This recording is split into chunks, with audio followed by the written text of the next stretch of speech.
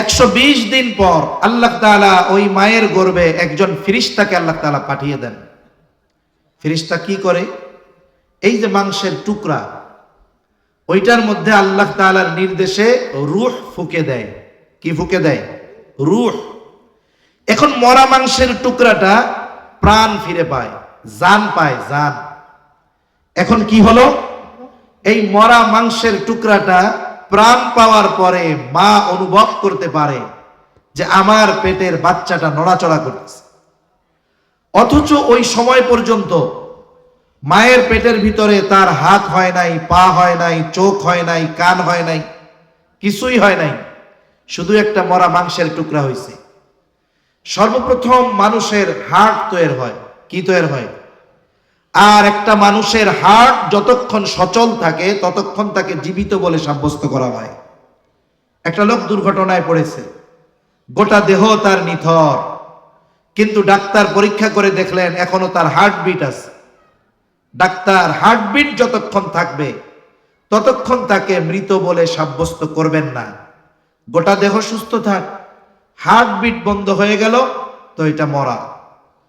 যখন একটা বাচ্চার হার্ট তৈরি হয় মায়ের পেটের ভিতরে, নিয়ে মায়ের হার্টের সাথে, হৃদয়ের সাথে তার একটা কানেক্ট হয়ে যায়, সম্পর্ক হয়ে যায়।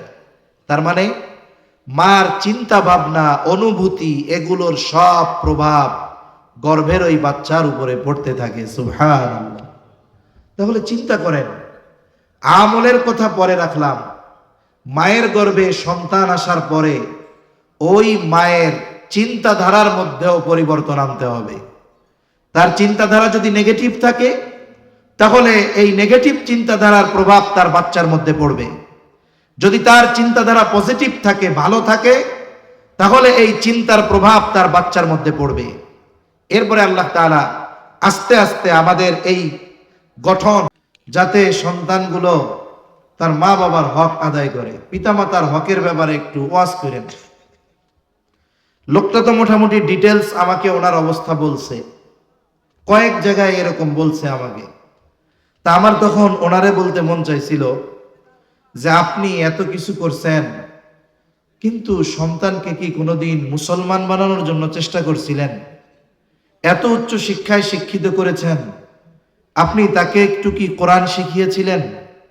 আমার দৃঢ় বিশ্বাস, আমি যদি এই প্রশ্ন তাকে করতাম, সে যদি আমার প্রশ্নের জবাব দিত, আমার মনে হয় জবাবটা এটাই হতো যে না, এই ব্যবস্থা আমি তার জন্য করি নাই।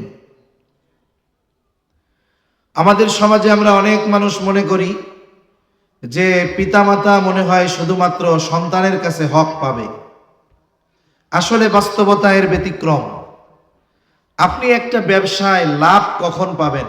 আপনি যখন ওখানে যথাযথভাবে ইনভেস্ট করবেন। ইনভেস্টের সাথে সাথে এই বিজনেসের যথাযথ তদারকি আপনাকে করতে হবে। ইনভেস্ট করলেন, তদারকিও যথাযথভাবে যখন করবেন, সময়ের সাথে সাথে এক সময় আপনার ওই ইনভেস্ট থেকে আপনার প্রফিট আসবে, লাভ আসবে। জীবনটাও এক ধরনের বিজনেস বলতে পারেন।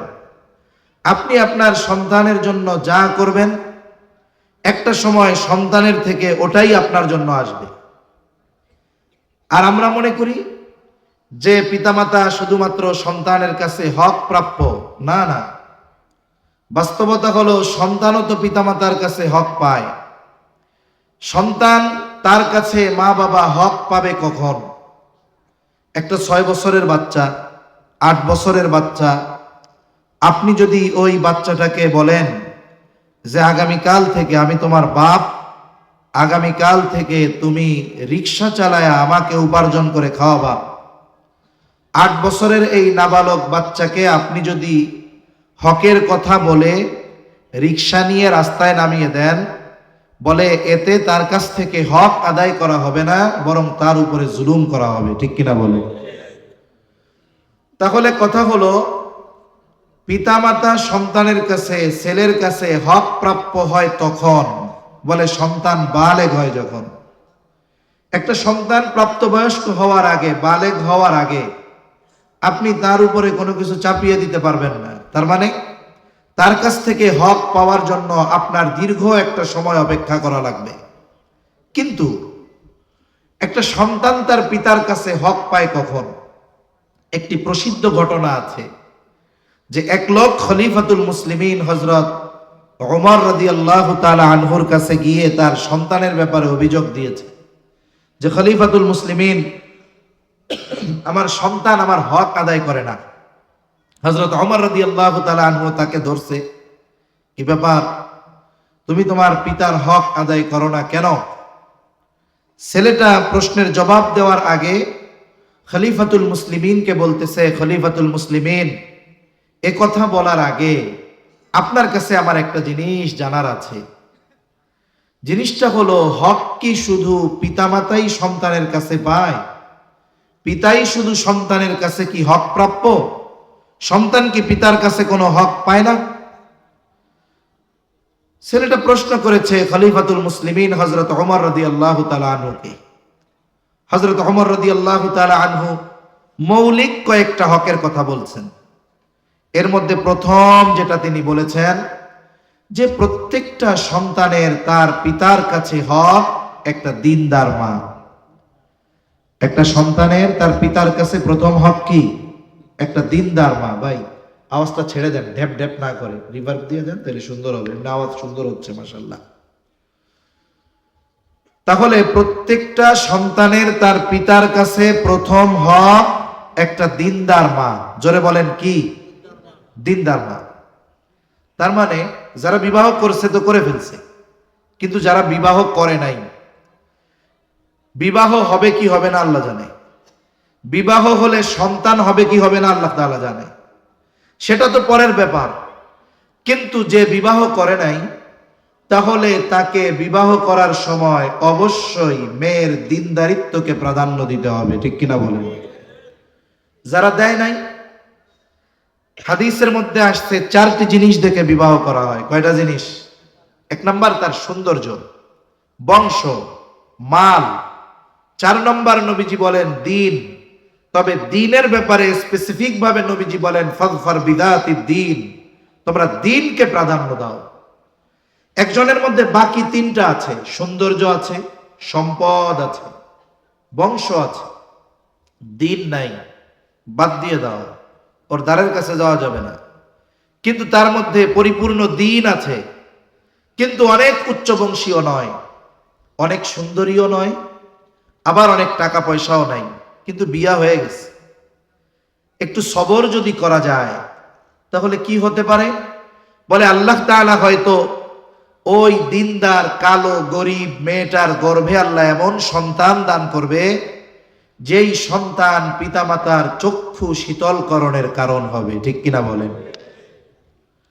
আরেকটা জিনিস হলো, বিবাহের আগে স্বাভাবিকভাবে সবাই চামড়ার সৌন্দর্যকে প্রাধান্য দেয় বেশি। এখন বংশ জাতপাত খুব কম দেখে। যারা একটু বুড়া হয়ে গেছে, মুরব্বী, ওনারা এখনো বংশের ব্যাপারে চিন্তা করে।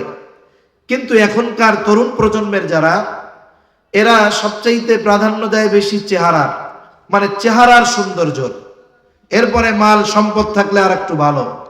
কিন্তু বাস্তবতা হলো, একটা মানুষ বিবাহের আগে চেহারার সৌন্দর্যকে প্রাধান্য দেয় ঠিক, কিন্তু বিবাহের পরে চেহারার সৌন্দর্যের চাইতে চারিত্রিক সৌন্দর্যের দাম তার কাছে বেশি হয়ে যায়। এজন্য একটা সমীকরণ দেখলাম পত্রিকায় বেশ আগে, যে বিবাহ বিচ্ছেদ যা হয়, এই বিবাহ বিচ্ছেদের ক্ষেত্রে প্রায় 80% মেয়ে যারা, তারা দেখতে সুন্দরী। কারণ কি?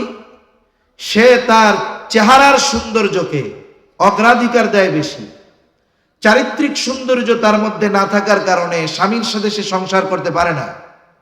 আর ডিভোর্সের ক্ষেত্রে, বিবাহ বিচ্ছেদের ক্ষেত্রে এই 80% মেয়ে যাদের চেহারা সুন্দর, কেন? বলে ওর চেহারা সুন্দর হলেও সংসার করতে পারে না। কেন? বলে ওর চারিত্রিক সৌন্দর্যতা না থাকার কারণে। এজন্য খোঁজ নিয়ে দেখবেন, অনেক ধরনের সেলিব্রিটিদের যখন বিবাহ হয়, অনেক সুন্দর চেহারার সেলিব্রিটি, তার বিবাহ হয় খুব ধুমধাম করে, পত্রিকার হেডলাইন থাকে, কোটি টাকার কাবিন থাকে। লাস্টে কি হয়? 1 বছরের মাথায় আমরা খবরের পত্রিকায় জানতে পারি ওনাদের 6 মাস আগেই ডিভোর্স হয়ে গেছে। হয় কি হয় না? কেন হয় বলেন তো? কারণ বিবাহের আগে ওই চেহারার সৌন্দর্যের অগ্রাধিকার ছিল, কিন্তু আসল সৌন্দর্য হলো চরিত্রের মধ্যে। এটা প্রকাশিত পায় পারিবারিক জীবনে এসে, তখন আর চেহারার সৌন্দর্যের কোনো মূল্যায়ন থাকে না। চারিত্রিক অসৌন্দর্যতাকে সামনে রেখে ওই সুন্দর চেহারার নারীকেও তখন আর ঘরে রাখে না, বিবাহ বিচ্ছেদ হয়ে যায়। এজন্য বিবাহের ক্ষেত্রে দিনদারিত্বকে প্রাধান্য দেওয়া দরকার। এরপরে যদি বাকি 3টা থাকে তাহলে ভালোর উপরে ভালো, কিন্তু দিন যদি না থাকে, বাকি 3টা যদি থাকে, তাহলে পারিবারিক জীবনে পস্তাতে হবে আশা করা যায়, সাথে সাথে সন্তানের প্রথম হক নষ্ট করা হবে। এখন বিবাহ হলো, আল্লাহ তাআলা মায়ের গর্ভে সন্তান দিলেন। যখন একটা মহিলার গর্ভে সন্তান আসে, এই সন্তান আসার পরে মহিলার জন্য কিছু করণীয় বিষয় আছে। কারণ আধুনিক সায়েন্স বলতেছে, চিকিৎসা বিজ্ঞান বলতেছে যে একটা সন্তান মায়ের পেটে যখন থাকে, মায়ের চিন্তা, মায়ের কথা, সব কিছুর প্রভাব ওই পেটের বাচ্চার মধ্যে পড়ে। সুবহানাল্লাহ। দেখেন, যখন আমরা মায়ের রেহেমে পৌঁছাইছিলাম, আমরা কি ছিলাম? আরে কতটুকু পানি ছিলাম ওটা তো দেখাও দুরস্কর ছিল। ওই 1 ফোঁটা একটু পানি মায়ের রেহেমে পৌঁছিয়ে গেল। আল্লাহ তাআলা প্রসেসিং এর মাধ্যমে 120 দিনের প্রসেসের পরে, লম্বা কথা আমি সংক্ষেপে বলতেছি, 120 দিনের প্রসেসের পরে আল্লাহ তাআলা একটা মাংসের টুকরা আমাদেরকে বানিয়েছেন। মায়ের পেটের ভিতরে 120 দিনের মাথায় আমরা ছিলাম একটা মাংসের টুকরা, ছিল মরা। কি ছিল জোরে বলেন? মরা। 120 দিন পর আল্লাহ তাআলা ওই মায়ের গর্ভে একজন ফেরেশতাকে আল্লাহ তাআলা পাঠিয়ে দেন। ফেরেশতা কি করে? এই যে মাংসের টুকরা, ওইটার মধ্যে আল্লাহ তাআলার নির্দেশে রূহ ফুঁকে দেয়। কি ফুঁকে দেয়? রূহ। এখন মরা মাংসের টুকরাটা প্রাণ ফিরে পায়, জান পায়, জান। এখন কি হলো? এই মরা মাংসের টুকরাটা প্রাণ পাওয়ার পরে মা অনুভব করতে পারে যে আমার পেটের বাচ্চাটা নড়াচড়া করতেছে। অথচ ওই সময় পর্যন্ত মায়ের পেটের ভিতরে তার হাত হয় নাই, পা হয় নাই, চোখ হয় নাই, কান হয় নাই, কিছুই হয় নাই, শুধু একটা মরা মাংসের টুকরা হয়েছে। সর্বপ্রথম মানুষের হার্ট তৈরি হয়। কি তৈরি হয়? আর একটা মানুষের হার্ট যতক্ষণ সচল থাকে ততক্ষণ তাকে জীবিত বলে সাব্যস্ত করা হয়। একটা লোক দুর্ঘটনায় পড়েছে, গোটা দেহ তার নিথর, কিন্তু ডাক্তার পরীক্ষা করে দেখলেন এখনো তার হার্টবিট আছে। ডাক্তার হার্টবিট যতক্ষণ থাকবে ততক্ষণ তাকে মৃত বলে সাব্যস্ত করবেন না। গোটা দেহ সুস্থ থাক, হার্টবিট বন্ধ হয়ে গেল তো এটা মরা। যখন একটা বাচ্চার হার্ট তৈরি হয় মায়ের পেটের ভিতরে, নিয়ে মায়ের হার্টের সাথে, হৃদয়ের সাথে তার একটা কানেক্ট হয়ে যায়, সম্পর্ক হয়ে যায়। তার মানে মার চিন্তা ভাবনা, অনুভূতি, এগুলোর সব প্রভাব গর্ভের ওই বাচ্চার উপরে পড়তে থাকে। সুবহানাল্লাহ। তাহলে চিন্তা করেন, আমলের কথা পরে রাখলাম, মায়ের গর্ভে সন্তান আসার পরে ওই মায়ের চিন্তাধারার মধ্যেও পরিবর্তন আনতে হবে। তার চিন্তাধারা যদি নেগেটিভ থাকে তাহলে এই নেগেটিভ চিন্তাধারার প্রভাব তার বাচ্চার মধ্যে পড়বে। যদি তার চিন্তাধারা পজিটিভ থাকে, ভালো থাকে, তাহলে এই চিন্তার প্রভাব তার বাচ্চার মধ্যে পড়বে। এরপরে আল্লাহ তাআলা আস্তে আস্তে আমাদের এই গঠন আল্লাহ তাআলা মায়ের পেটের ভিতরেই তৈরি করেন। হাত হলো, পা হলো, কান হলো, এখন সে শ্রবণ শক্তি পেল। চিকিৎসা বিজ্ঞান বলে মায়ের পেটের ভিতরে বাচ্চা সব কথা শুনতে পায়। মা যা বলে তাও শুনে, মা যা শোনে তাও শোনে। বাহিরের কেউ যদি কথা বলে এটাও ওই বাচ্চা মায়ের পেটে শুনতে পায়। সুবহানাল্লাহ বলেন। দুনিয়া আসার আগে আল্লাহ তাআলা তাকে শ্রবণ করার ক্ষমতা দিয়ে দেন। এ বিষয়গুলো নিয়ে গবেষণা করে আমেরিকার একজন ডাক্তার, সুর ভালো হয়, তাহলে ওই মা যদি সন্তানকে পেটে নিয়ে কোরআন পড়ে, ওই সন্তান কি কোরআনওয়ালা, কোরআনের মহব্বতওয়ালা হবে কি হবে না? যদি সন্তানকে পেটে নিয়ে দুরূদ শরীফ বেশি বেশি পড়ে, আশা করা যায় ওই সন্তান নবী প্রেমিক হবে কি হবে না? আমরা অনেক ওয়াইজদের মুখে ঘটনা শুনতাম কুতুবউদ্দিন বখতিয়ার কাকি রহমাতুল্লাহ আলাইহির ব্যাপারে। বলে ওনার যখন 6 বছর বয়স, 6 বছর বয়সে ওনার মা ওনাকে নিয়ে গেছে এক মক্তবে ওস্তাদের কাছে আলিফ বা তা সা শেখানোর জন্য। ওস্তাদ ছাত্রকে পড়াবেন, উনি শুরু করছেন আউযু বিল্লাহি মিনাশ শাইতানির রাজীম, বিসমিল্লাহির রহমানির রহিম।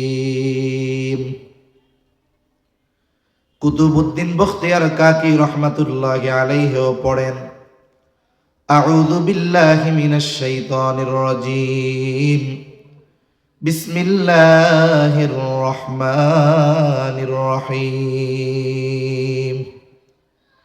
ছোট বাচ্চা এরপরে তিলাওয়াত শুরু করে দিয়েছে সূরা ফাতিহা, সূরা বাকারা, সূরা আলে ইমরান, সূরা নিসা, মায়েদা, এভাবে একাধারে পড়তে পড়তে 18 পারায় গিয়ে পড়া শেষ করেছে। ওস্তাদ মাকে উদ্দেশ্য করে বলে, আপনি আপনার সন্তানকে এনেছেন আলিফ বা তা সা শেখানোর জন্য, আপনার ছেলে দেখি 18 পারা আমাকে শোনায় দিল, আপনি কি হাফেজা? এইবার কুতুবউদ্দিন বখতিয়ার কাকির মা বলে, না, আমি পূর্ণাঙ্গ কোরআন হিফজ করতে পারি নাই, তবে 18 পারা হিফজ করেছি, এরপরে আমার বিবাহ হয়ে গেছে। বলে, আপনি কি আপনার সন্তানকে কোরআন পড়া শিখিয়েছেন নাকি? বলে, না। কি করছেন? বলে, আমি তাকে শিখাই নাই, তবে আমি তাকে কোরআন শুনিয়েছি। বলে, আমার এই সন্তান যখন আমার গর্ভে এসেছে, দুনিয়ায় আসার আগ পর্যন্ত আমি যে কত শতবার এই সন্তানকে পেটে রেখে 18 পারা তিলাওয়াত করেছি, এর কোনো হিসাব নাই। ব্যতিক্রম হলো এই জামানার, যখন কোন মায়ের গর্ভে সন্তান আসে, আগের মতো সে নড়াচড়া করতে পারবে না, বাহিরে যেতে পারবে না, ডাক্তার রেস্টে থাকতে বলেছে। এইবার কি করে? স্বামীর কাছে বলে, স্বামী, আমি তো 8-9 মাস জেলখানায় থাকবো, গৃহবন্দির মতো, একাকী সময় কাটানো আমার জন্য বড় কঠিন। এক কাজ করেন, এখন আমার একটা আপনি টাচ ফোন কিনা দেন। স্বামীও চিন্তা করে, হ্যাঁ, কথাটা তো খারাপ কয় নাই, কিনা দেই। এখন বলে, টাচ ফোন দিয়া কি করব? এটা তো মরা, যদি ইন্টারনেট না থাকে, একটা ইন্টারনেটের সিম কিনে দেন। এইবার একটা ইন্টারনেটের সিম কিনে দিল। কিছুদিন পর পর খালি এমবি রিসার্চ করা লাগে। এইবার স্বামীকে বলে, স্বামী, অনেক টাকাই তো খরচ হয়, মাঝে মধ্যে এমবির জন্য আপনারে রাত্রে ফোন দেওয়া লাগে, সব বাদ দিয়া আমাকে হাই স্পিড ওয়াইফাই লাইন লাগায় দেন, মাসে মাসে বিল দিব, আনলিমিটেড ইন্টারনেট চালাবো। দেখা যাবে আনলিমিটেড ইন্টারনেট পেয়ে ওই মহিলা এইবার গান শুনে, নাটক দেখে, সিনেমা দেখে, আর এই দেখার চিন্তার পূর্ণ প্রভাব তার গর্ভের বাচ্চার উপরে গিয়ে পড়ে। কুতুবউদ্দিন বখতিয়ার কাকির মা বলে, আমি আমার সন্তান পেটে নিয়ে কতবার যে এই 18 পারা তিলাওয়াত করেছি, তার কোনো হিসাব নাই। এই জন্য কি হয়? বলে, মোবাইল দেখে যেই মা ওর সন্তান যখন দুনিয়ায় আসছে কান্নাকাটি করে, ওইটা 2 দিন বয়সের হোক আর 3 দিন বয়সের হোক, ওর সামনে নিয়ে মোবাইলটা চালায়া দিবেন, কান্না করার সময় চ্যালেঞ্জ দিলাম, কান্না থেমে যাবে। কেন? থেকেই মোবাইল মিস্টার বানায় নিয়ে আসছেন। এই জন্য এর প্রভাব তার অন্তরের মধ্যে, কানের মধ্যে গেছে আওয়াজ, এর প্রভাবটা তার মধ্যে পড়েছে। এরপরে কুতুবউদ্দিন বখতিয়ার কাকির মা বলেন, আমার সন্তান যখন দুনিয়ায় ভূমিষ্ঠ হলো, এরপর থেকে পবিত্রতা অর্জন করার পর আমি আমার সন্তানকে যে কত হাজারবার এই 18 পারা তিলাওয়াত করে শুনিয়েছি, এর কোনো হিসাব নাই। এখন বলতে পারেন, শুই নাই কি মুখস্থ করে ফেলতে পারে? বলে, অসম্ভব নয়, এটা তো সম্ভব। এই ডিজিটাল জামানার কথা আমার মনে হয় ইন্টারনেটে সার্চ দিলে পাওয়া যাবে। সম্ভবত আলজেরিয়ার একটা বাচ্চা আছে, মায়ের কোলের মধ্যে হাফ প্যান্ট পরা, ছোট বাচ্চা, 3-3.5 বছর বয়স। বলে কোরআনুল কারীমের যেই জায়গা থেকে হোক না কেন, আপনি যদি ওর সামনে একটু তিলাওয়াত করেন, এরপর থেকেও তিলাওয়াত করা শুরু করে দেয়। বলে বয়স 3 বছর, 3.5 বছর। এই আধুনিক জামানায় যদি এমন সন্তানের জন্ম হতে পারে, কুতুবউদ্দিন বখতিয়ার কাকির মা সাধারণ মায়েদের মতো মা নয়। ওই কুতুবউদ্দিন বখতিয়ার কাকি মায়ের তিলাওয়াত শুনে শুনে 18 পারার হাফেজ হয়ে যাবে, এটা অসম্ভব কোনো কিছু নয়। যেটা বলতে চাইছিলাম, যে সন্তান যখন মায়ের গর্ভে আসবে, মায়ের দায়িত্ব হলো লাইফ স্টাইল পরিবর্তন করে ফেলা। যদি শারীরিক দৈহিক ইবাদত বেশি করতে কষ্ট হয়, জবানে বেশি বেশি ইস্তেগফার পাঠ করবে, দুরূদ শরীফ পাঠ করবে, আল্লাহ তাআলার তাসবিহাত সমূহ পাঠ করবে, কোরআনের যতটুকু আছে ততটুকু বেশি বেশি তিলাওয়াত করবে। আশা করা যায় এই তিলাওয়াত গুলোর কারণে সন্তানের উপরে প্রভাব আল্লাহ তাআলা ফালায়া দিবে, সন্তানের উপরে প্রভাব পড়বে। এরপরে সন্তান যখন দুনিয়ায় ভূমিষ্ঠ হবে, এইবার শরীয়তের কিছু করণীয় বিষয় আছে। সন্তান দুনিয়ায় ভূমিষ্ঠ হলো, ছেলে হোক আর মেয়ে হোক, প্রথম কাজ হলো সন্তানের ডান কানে আজান, বাম কানে ইকামত দিতে হবে। কিন্তু আফসোসের বিষয়, আমাদের দেশের অবস্থা হলো এইরকম, যারা গাইনি বিশেষজ্ঞ, আপনি যদি আপনার স্ত্রীর স্বাস্থ্যের কথা চিন্তা করে তাদের কাছে নিয়ে যান, শতকরা 99% গাইনি বিশেষজ্ঞ আপনাকে ভয় দেখায় বলবে বাচ্চার পজিশন উল্টাপাল্টা, পানি বেশি নাই, স্বাভাবিকভাবে যদি ডেলিভারি হয় হয়তো মাও বাঁচবে না, মেয়েও বাঁচবে না, এমন একটা ভয় দিয়া দিবে। এই ভয়ে অনেক স্বামী সিজার করাতে বাধ্য হয়, দিয়া সিজার করাবে। এরপরে কি করবে? এমন জায়গায় রাখবে যে আজান ইকামত দেওয়ার মতো কোনো সুযোগই নাই তার কানে।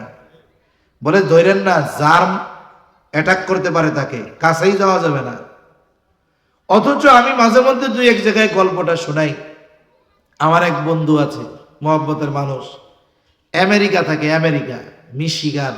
মানে উনি শোনাইতেছে আমার গল্পটা যে ভাই আমেরিকায় থাকি, কিন্তু আমাদের ইসলামী কালচার সম্পর্কে এরা যতটা সচেতন, অথবা আমাদের কিছু কালচারের ব্যাপারে এরা যতটা রেসপেক্ট করে, আমাদের দেশে ওই কালচারগুলোর ব্যাপারে আমাদেরকে আরো হেয় করা হয়, লজ্জা দেওয়া হয়। তা উনি বলতেছে যে আমার স্ত্রী প্রেগন্যান্ট, যেহেতু দুইজনই ওই দেশের বাসিন্দা, ওনারা গভর্নমেন্ট থেকে ফ্যাসিলিটি পাবে, হসপিটালে ভর্তি করাইছে। আর বিষয়টা এমন না যে হসপিটালে ভর্তি করাইলেই সিজার করবে, তা নয়, বরং যদি তার স্বাভাবিক ডেলিভারি হয় ওটাই করবে, যদি সেটা অসম্ভব হয় তাইলে বাধ্য হলে সিজার করবে। তা উনি ওনার ওয়াইফকে নিয়ে হসপিটালের রিসেপশনে গেছেন, ভর্তি করতে হবে প্রথম। উনি ওনার নাম বলছে, নাম কি? ফখরুল ইসলাম। উনি আমেরিকার মিশিগানে এক মাদ্রাসার মুহাদ্দিস। এখন যিনি রিসেপশনে, তিনি বলতেছেন হ্যাঁ আপনাকে ওই ওয়ার্ডে দেওয়া হবে। তা উনি চিন্তা করছেন যে আমি নিজের থেকেই বলবো যে আমার ওয়াইফ পর্দা করে, আমাদেরকে এমন জায়গায় দিবেন যেখানে কোনো পুরুষ নাই, A to Z সব মহিলা। উনি বলতেছেন যে আমার কিছু বলা লাগে নাই, আমি যখন আমার নামটা বলেছি, আমার নাম ফখরুল ইসলাম, সাথে সাথে আমার ওয়াইফের বেড এমন ওয়ার্ডে দেওয়া হয়েছে যেই জায়গায় ক্লিনার থেকে নিয়ে ডাক্তার সবাই হলো মহিলা। এইবার আমার ওয়াইফকে ওইখানে দেওয়া হলো, অপারেশন থিয়েটারে নেওয়া হবে। এইবার যখন বেদনা উঠেছে, ব্যথা উঠেছে, প্রসব বেদনা, তাকে অপারেশন থিয়েটারে নেওয়া হবে। ওই জায়গায় যদি স্বাভাবিকভাবে ডেলিভারি হয়ে যাবে, যদি কোনো জটিল কিছু হয়, সিজার করতে যদি বাধ্য হয় তাহলে সিজার করবে। এইবার উনি যেহেতু স্বামী, এই জন্য ওনাকে ওখানে থাকার অনুমতি দেওয়া হলো। উনি একটা চেয়ার নিয়ে অপারেশন থিয়েটারের বাহিরে বসে আছেন, বলতেছে ভাই হঠাৎ করে আমি দেখলাম একজন আফ্রিকান কালো মানুষ ওই হসপিটালেই চাকরি করে, সে এসে অপারেশন থিয়েটারের দরজার কাছে দাঁড়িয়ে টোকা দেয়, দাঁড়িয়ে আছে।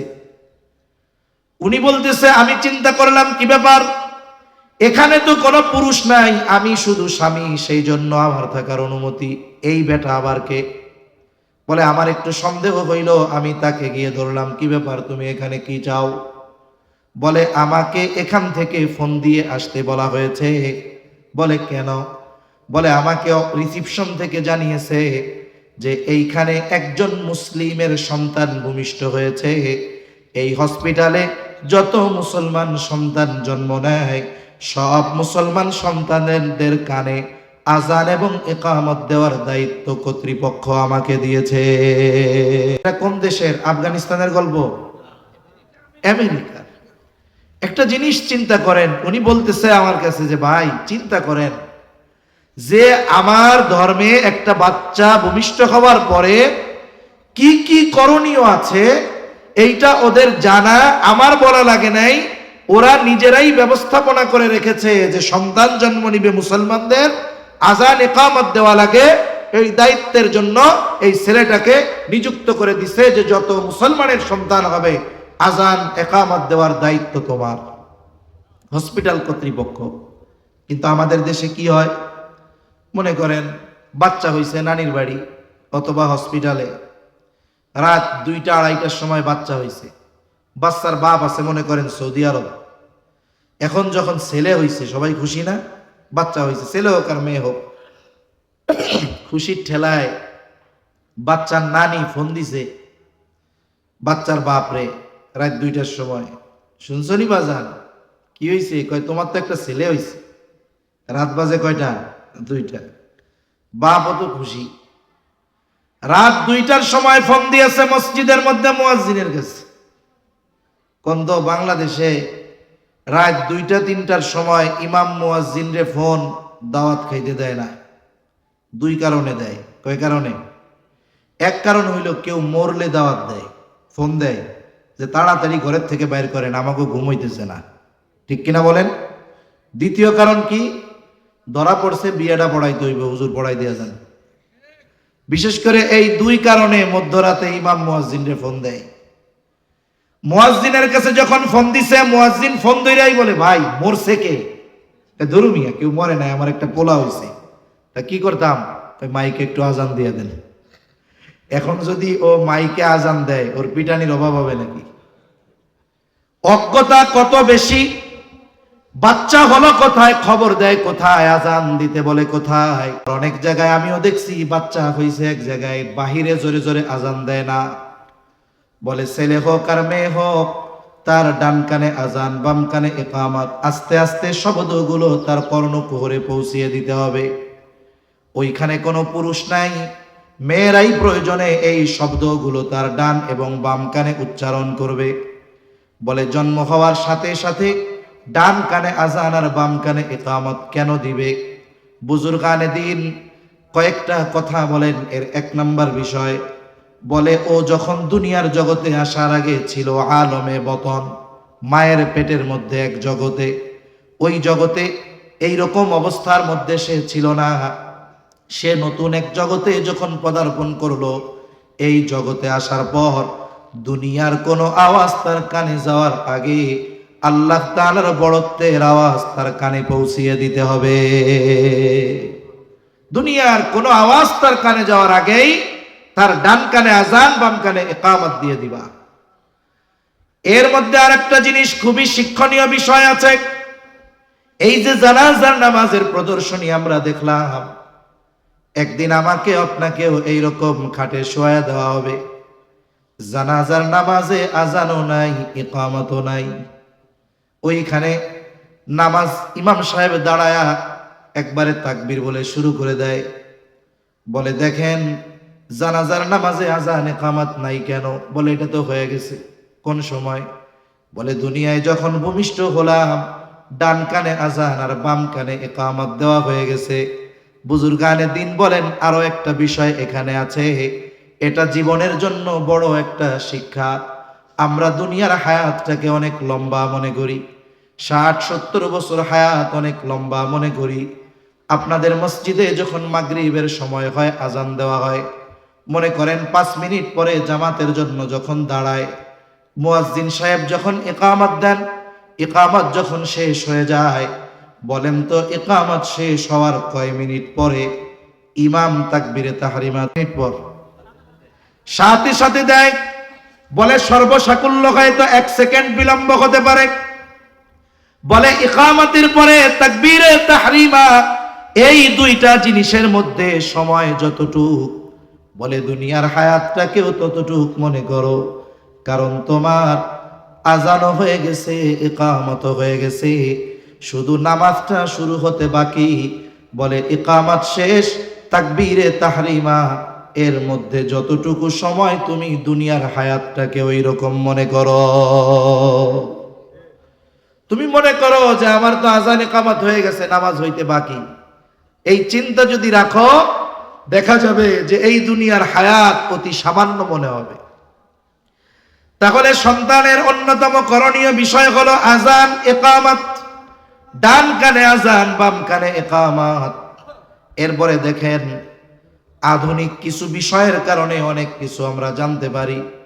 সন্তান যখন এইবার দুধ পান করবে মায়ের, অনেকে বুঝে না, সন্তান ভূমিষ্ঠ হওয়ার পরে মার স্তনে শাল দুধ আছে, শাল দুধ। বলে এটা একটু দেখতে কালো পুজের মতো দেখা যায়। অনেকে বুঝে না, এই শাল দুধটাকে টিপে ফালায়া দেয়, এরপরে সন্তানরে দুধ পান করায়। কিন্তু বিজ্ঞান বলে এই শাল দুধ সন্তানের জন্য খুব উপকারী। বলে আপনি টিকা দেন বাচ্চারে কেন? বলে বিভিন্ন রকমের রোগ থেকে যেন বাঁচতে পারে। বলে এই পৃথিবীতে টিকা আবিষ্কার হয়েছে কয় বছর? ধরেন 100, 150, 200 বছর, কিন্তু এর আগে তো কোনো টিকা ছিল না। আধুনিক বিজ্ঞান ওই কথা স্বীকার করে, বলে বাচ্চার মায়ের শাল দুধ এই বাচ্চার জন্য টিকার মতো। এটা তার জন্য অ্যান্টিবায়োটিক হিসাবে কাজ করে। এখন বাচ্চাকে দুধ পান করাবে, যদি এইখানে ওই মা আরেকটু সতর্ক থাকতে পারে যে বাচ্চাকে অজু সহ সব সময় দুধ পান করাবে, বাচ্চাকে অজু করে দুধ পান করাবে, করানোর সময় সব সময় বিসমিল্লাহ বলে দুধ পান করাবে। আমি লম্বা কথাগুলো বলতেছি, এই কথাগুলো কেন? অনেক বই আছে, এই পৃথিবীর অনেক বড় বড় মনীষীদের মায়েদের জীবনী। এই মায়েরা অনেকে বলছে কে জীবনে কোনোদিন অজুবিহীন দুধ পান করায় নাই। আর এক রত্নগর্ভা মা বলছে, আমি আমার সন্তানকে কোনোদিন বিসমিল্লাহ ছাড়া তাকে দুধ পান করানো শুরু করাই নাই। তার মানে ওনার দিল বলতেছে যে আমি আমার সন্তানের ব্যাপারে এই ধরনের আচরণ করার কারণেই আমার সন্তান জগৎ বিখ্যাত বুজুর্গ আলেম বড় বড় ব্যক্তিত্ব তারা হতে পেরেছে। এটা মায়েদের একটা ইচ্ছা, এই জন্য ওনারা আলাদাভাবে বলছে যে আমি বিসমিল্লাহ ছাড়া কোনো সময় দুধ পান করাই নাই, অজুবিহীন দুধ পান করাই নাই। এজন্য এটা যদি সম্ভব হয় আমার মা বোনদের দ্বারা, তারাও এই জিনিসটা চেষ্টা করবে। আর একটা জিনিস কি, কয়েকদিন আগে একটা রিপোর্ট দেখলাম, একজন লিখতেছে যে একটা বাচ্চা যখন দুধ পান করে মায়ের, তখন সে মায়ের দিকে 100% মনোযোগ দেয়। দেখবেন বাচ্চা যখন দুধ পান করে মার চেহারার দিকে তাকায় আর মিটমিট করে হাসে। কিন্তু তখন যদি মা, বাচ্চা দুধ পান করতেছে আর সে তখন মোবাইল টিপতেছে, তাহলে কি হলো? বাচ্চার সাথে মায়ের আই কন্ট্যাক্ট হলো না। এই সময় বাচ্চা তার মায়ের দিকে 100% মনোযোগ দেয়। এই জন্য দুধ পান করানোর সময় মায়ের উচিত সন্তানের চোখে চোখ রাখা, এবং ওই সময় মা সন্তানকে যা বলবে, যা পড়ে শোনাবে, সন্তানের ওই বিষয়টা দ্রুততার সাথে আয়ত্তে নিয়ে নিতে পারবে। এজন্য দুধ পান করানোর সময় এই বিষয়গুলো খেয়াল রাখা দরকার। এরপরে সন্তান সব দিন যখন বয়স হবে, বলে সন্তানের মাথার চুলগুলো মুন্ডায়া দিবে। চুলের ওজন পরিমাণ স্বর্ণ অথবা রৌপ্য অথবা উভয়টার যে কোনো একটার সমপরিমাণ মূল্য সাদকা করে দিবে। সপ্তম দিন আর একটা কাজ, সন্তানের জন্য আকিকা করবে। আকিকা, ছেলে যদি হয় 2টা ছাগল দিয়ে, মেয়ে যদি হয় 1টা ছাগল দিয়ে। কোন দিন করবে? বলে সপ্তম দিন, না পারলে 14তম দিন, না পারলে 21তম দিন। এখন একজনের ছেলে হয়েছে, 2টা দিয়া আকিকা দেওয়ার মতো সামর্থ্য তার নাই, এই জন্য বিলম্ব করার কোনো সুযোগ নাই, একটা দিয়েই যথা সময়ে আকিকা দিয়ে দিবে। কিন্তু আফসোস, আমাদের সমাজের অনেক